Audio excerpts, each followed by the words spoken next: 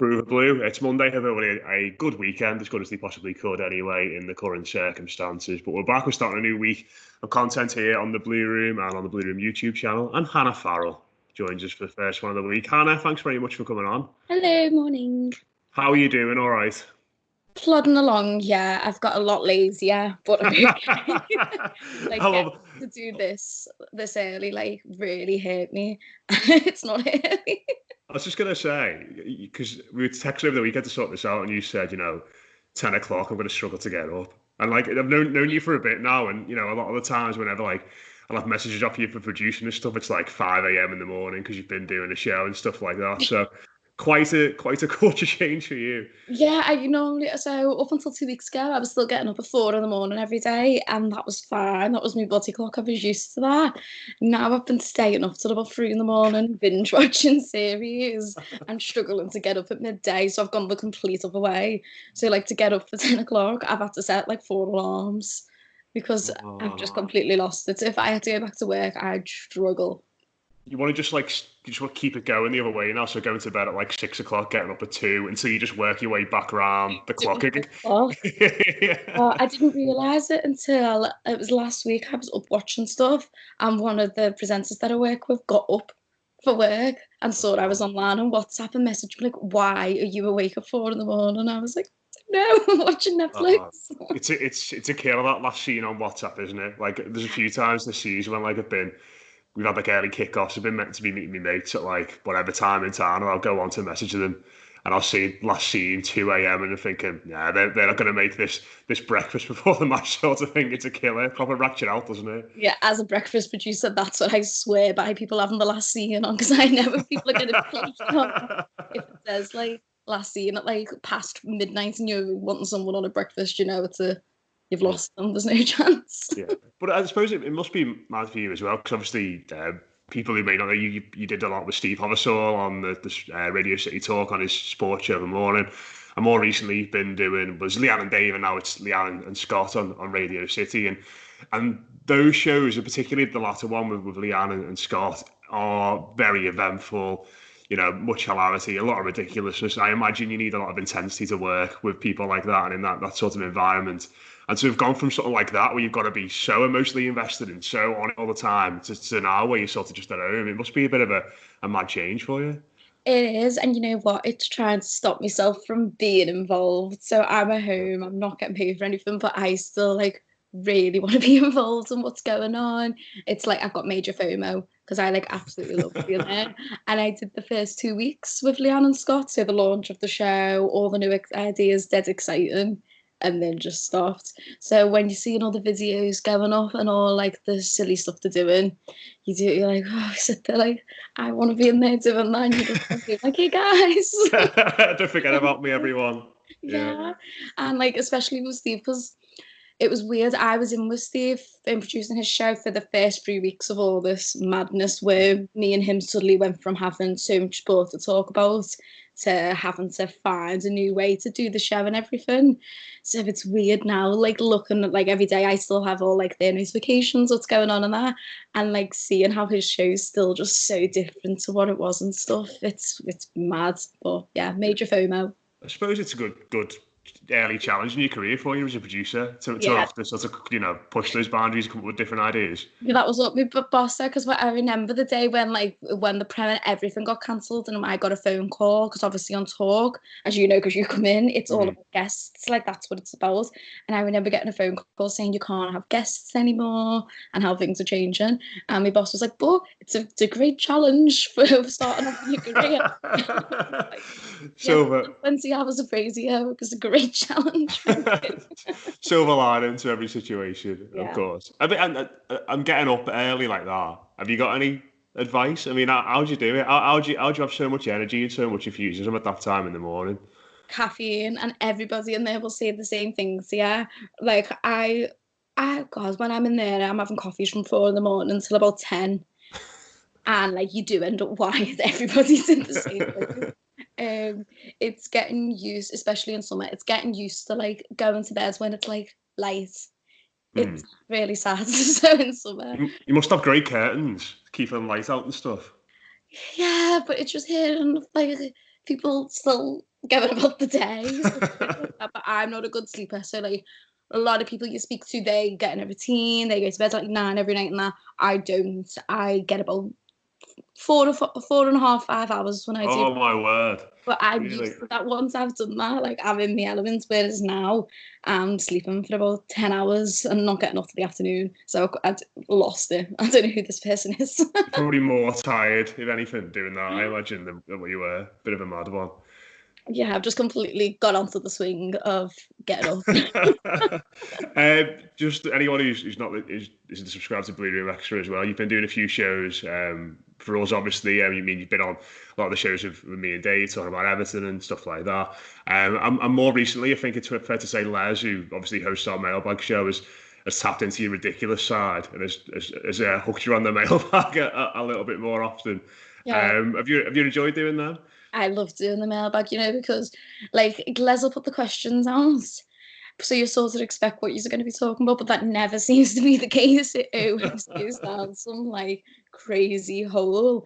So we did one 2 weeks ago, which I ended up confessing my lockdown problem is that I'm eating hash browns every single day. I was telling you, I was going to bring that up later. Yeah, it's fine. I couldn't have got you on and not address that. Yeah, so I was doing well not having them after I confessed me love for them on that, but then I fell off the wagon again this weekend, and I've had about 10 this weekend. It's just me lockdown laziness, me problem. I can't stop doing it. I mean, let's just get it all out there now. I think someone asked the question, "What's the scruffiest thing you've done during lockdown?" Yeah. And you said you ate 20 hash browns in a week. 25, don't forget the 25, 25. And when I was listening to that, I was out on a run and I was laughing my head off. I just had this mental image of you going to the freezer and eating them frozen out the bag. Oh, at that point, yeah, if it gets to that point, you know I've lost it. But Uh, I do think that could happen. yeah, maybe not far off down the road. But yeah, and then this week I've not listened to this week's one yet, but it was. I mean, you guys are all much cooler than me and a lot of the people on the Blue Room when it comes to music. So it was you, Rob, Jack, and Les, of course. You did a music one. Yeah, thoroughly enjoyed it. It was so good. So the theme was something old, something new, something borrowed, something blue.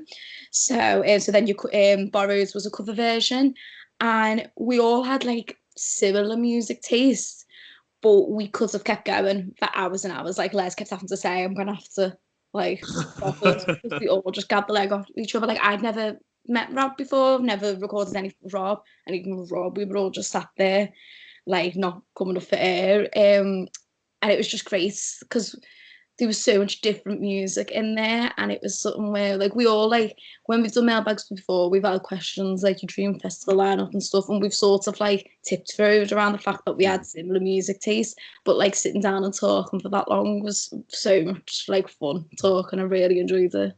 You found yourself in regards to music, listening to more new stuff and stuff like that during the lockdown, or is it just one of them that you just sort of still stumble across just as you would in normal everyday life? You know what? I've been quite lucky. So some of my favorite artists have all released, like, gone ahead with their album releases that we're doing. Like, I know a lot have pushed them back and everything, but like for like Tom Misch, like Kelly Hunches, people like that, have still released what they were going to. So I've had loads of new stuff I've been made up with, but then like definitely because I got a bike, but before then I was just walking and doing my hourly walk. So every day I was going through and listening to a whole album, and my thing was, rather than skipping and shuffling a song, I'm going to listen to it how the artist intended it and listen to it all the way through. So I was doing that every day and listening to one full one a day and really enjoying it.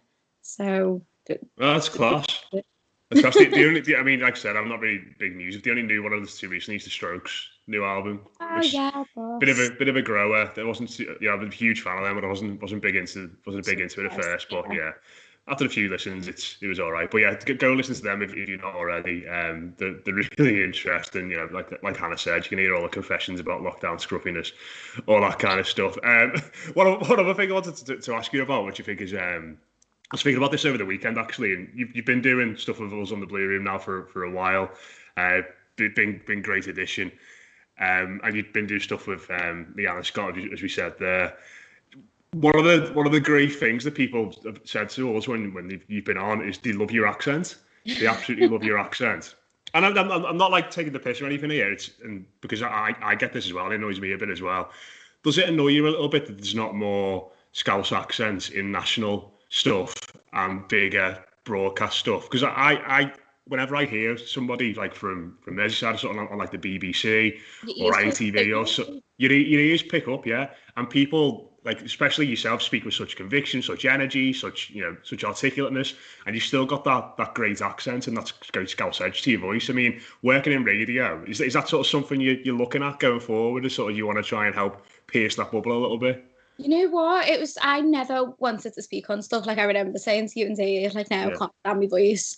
Because when I've listened back to it before, I just cringe. But now I've got used to hearing it. And that was also Steve Hobblesall every single day. I was like, no, I don't want to come and speak to you. And every day is like, you're doing papers with me and would make me. So now I'm in the mojo of speaking. And it was only when I got my job, like growing up in Liverpool, you always think, oh, Radio City is just this big Scouse thing that everybody's grew up with. And I was shocked when I got there that there was only two other Scousers, so Lee Butler and Leanne. Everybody else stands like newsreaders and stuff. Like they're not from Liverpool.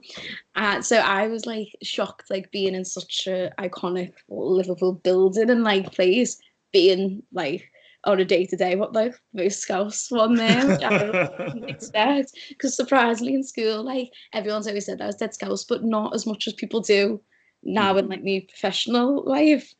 But listen, I know a lot of people can be like, oh, I can't stand the Scouse accents, blah, blah, blah. Especially I've seen a lot of people saying they shouldn't have Scouse commentators, stuff like that.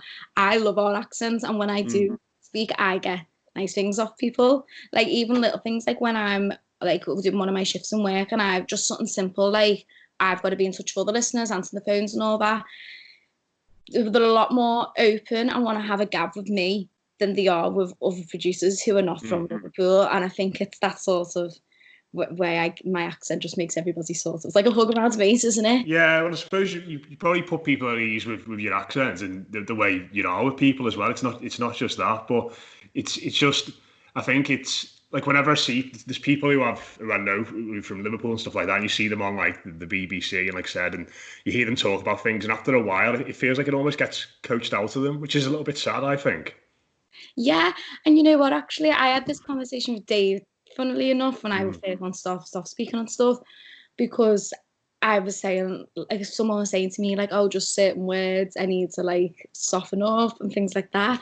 And I remember Dave laughing his head off because I was like, I can't put on a posh voice. There's no way that I can soften this up. I'm not going to ask you to do it. Don't worry. Yeah, oh God, no. I tried, like I needed to blow my nose. Like I can't soften my voice up. I've tried and I can't. So I was like, if I did end up speaking on stuff, like there's no change in this accent. Yeah. I'd love it if you just came on one day and were like, "Oh, Richarlison, what a great goal he scored! Jolly good from the Toffees."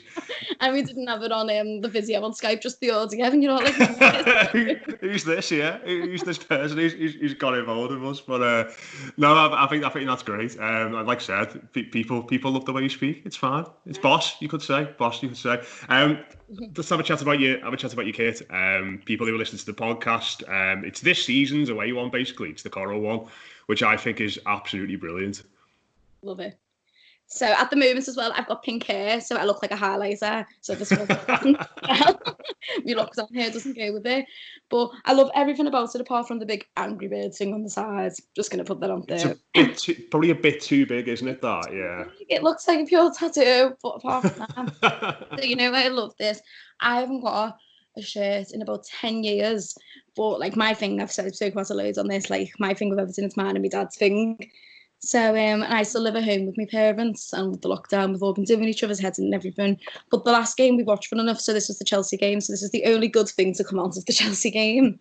When we were watching it, I was saying, oh, love that kit, so nice as summer, when I'm going on runs, blah, blah, blah, and was just saying it to my dad. So my dad, since I was little, he'll always pay to get you a gift, but he'll never have a clue. So birthdays, Christmases, since I've been little, he's always been as surprised as you for what you open, because he's never had a clue. He's 60, you know what I mean? He's got 3 girls. He's just like, whatever. So then I just said, like, a passing comment, oh, really like that shirt. And then, like, 2 weeks later, he came in all buzzing with a package getting delivered. And I was like, what's that? And he was like, oh, I just remembered that you'd liked this. And I was like, what he never gets, and opened it, and my dad had remembers and ordered it for me. Oh, And I that's just really thought, sweet. it's so sweet. Like, what, he's nearly like 60. He's got, like I said, he's got 3 girls. Like, he just doesn't have a clue of stuff. But because, like, Everton's man and his, like, thing, like, he's made up being able to do stuff like that. So he came and got me, like, my little coral kit in the right size and everything, and was dead made up. So, like, it's proper sentimental to me now. I haven't had it long at all, but now, like, I love it because I just Oh, think class. it's the cutest thing ever. And because, like, Everton is mine and my dad's thing, it's just, like, and I think because it's pink as well, it just, like, proves our, like, like, dad and daughter little Everton thing, and I just love it. Yeah. And so you haven't been able to wear the match yet, I imagine, have you? No. And Oh. he was going, she'll be able to wear them soon. No. Mm. So I'll be stood there in, like, October at the Shrey's, like, showing off my bright kits, like, beaming. Yeah, I think that's like I said, it's a really sweet story, and it's one of them which I think people miss about it is going the game, isn't it? Because you're right, in a family like that, like I said, with the 3 girls or people who've got big families, you have those dynamics, don't you? Each individual child with each individual person, and the things you do together, and Yeah. not having that must be really good. And I imagine for your dad, as much as it is for you. Yeah, and it's mad on the other side of things. So my mum's a massive Red, and my sister, who now is just moved to New Zealand, she's a massive Red. So that's a household's always sort of been Yeah, split. It's very hostile on match days, but there's that split, and it's good. Like, I think that's like most Scouse households. You'd have that, like red and blue divide. Uh, it's been really weird of a weekend to not have that, and especially as the weeks have gone on, because it's something we're talking about less and less. Because I know, like, there's articles every single day. When's the Prem going to be restored and that? But that's just because they're looking for something to talk about. We've all sort of lost that mentality of thinking about it, haven't we? So I think it's weird in that sense, because I think the first time me and my dad spoke about the match, it was when we had the gorgeous weather, like 2 weeks ago, and it was my yeah, birthday, and we were sat in the garden, and we were like, oh, imagine, like, being at the match in this gorgeous weather. And, like, we've had all the freezing cold nights and everything. Like, imagine when it's like this, going for a drink after and everything. We just sat there like, oh, like. yeah. Usually you battle through those December, January, late night, cold games, don't you, to get to the Easter games.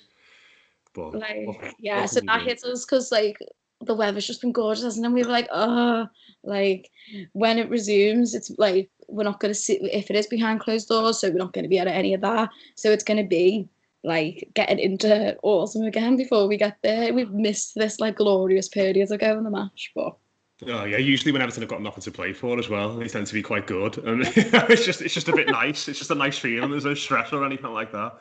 But oh well, what can we do? Hannah, it's been a pleasure. Thanks very much for dragging yourself out of bed at 10 a.m. I'll probably go back for a little nap. Are you actually going to go back? I'm going to binge watch something else in bed. If I'm not off, I'm not off. Fair enough. Fair enough. In regards to shows this week, we're doing a quiz, aren't we? We're doing a quiz. Oh, yeah. That'll Yeah. be looking We're forward trying. to that. We're still trying to decide if we're going to do Scousers versus Wolves. The Scouse team for us. The There you proper go. Scouser. Yeah, proper Scouser, captain, all that sort of stuff. Give them the rallying cry before the game, before the quiz, and that sort of thing. But I think we're going to do that on Thursday, and we're going to record it and stick it on YouTube here, so it should be interesting. But yeah, Hannah, really appreciate your time. Thanks very, very much for coming on, and no doubt you'll be on a show, and we'll catch up shortly. Yes. Thank you.